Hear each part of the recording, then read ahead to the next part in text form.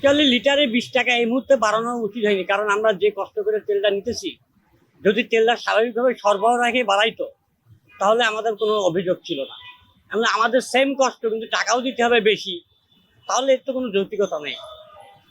এটা হলো সবচেয়ে বড় কথা। কত ঘন্টা তেলের জন্য অপেক্ষা করছে? আমি আর আমার সামনের ভাই 7 ঘন্টা ওয়েট করছি। অনেকে বলে যে তেল পাম্প থেকে নিয়ে আবার বাসায় রেখে আসে, এটা কি আসলে? হ্যাঁ, একদম 100% সত্যি কথা। এখানে অনেক বাইক আছে তার আধা ট্যাঙ্কি তেল আছে, আবার তেল নেই। হ্যাঁ, এটা একটা প্যানিক হয়ে গেছে সবার ভিতর যে কালকে আমি তেল পাবো কিনা। আর আমাদের রাইড শেয়ার করি, আমাদের তো প্রতিনিয়ত তেল নেওয়া সম্ভব না। এখানে ফুয়েল পাশে দেবে 1200, নর্মাল দেবে 500। এই লজিকটাও, এই যৌক্তিকতা এর কোনো মানে আসে না। আসলে এতদিন তো 120 টাকায় ছিল, কোনো সংকট কমছে?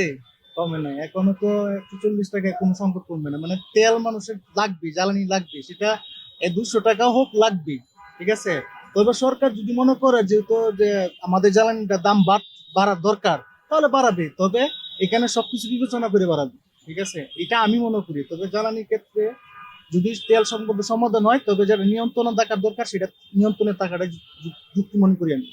কত ঘন্টা অপেক্ষা করতেছেন ভাই? আমি রাত্রের 1টা বাজে আসছি, ঠিক আছে। আমার রাত্রে আমি 1টা বাজে আসছি, আমার স্যার আসছে আমার সাথে। আমি কষ্ট পাবো দেখে আমার স্যার আমার সাথে আসছে। তো আলহামদুলিল্লাহ অন্তত আসতে পারছি, এটাই সত্যি বড় কথা। 1টা বাজে আইসা বলেছি অন্তত। তেলের দাম বাড়ালো কিভাবে? দেশে তো তেল নাই, তবে তেলের দাম কিভাবে বাড়ায়? এটা একটা সম্পূর্ণ একটা মানে বিবেচনাহীন কাজ করছে। তেল ঠিক হয় না তো। আর যেভাবে আমাদেরকে যে তেলের যে অবস্থা করছে, আমরা 4-5টার সময় আসছি, 5টার সময় এসেও আমরা এই যে এখন এইভাবে দাঁড়িয়েছি 5 ঘন্টা। এখনো তেল কতটুকু দেবে আমরা জানি না। তেল নাই, আপনি কিভাবে সংকট কাটাবেন?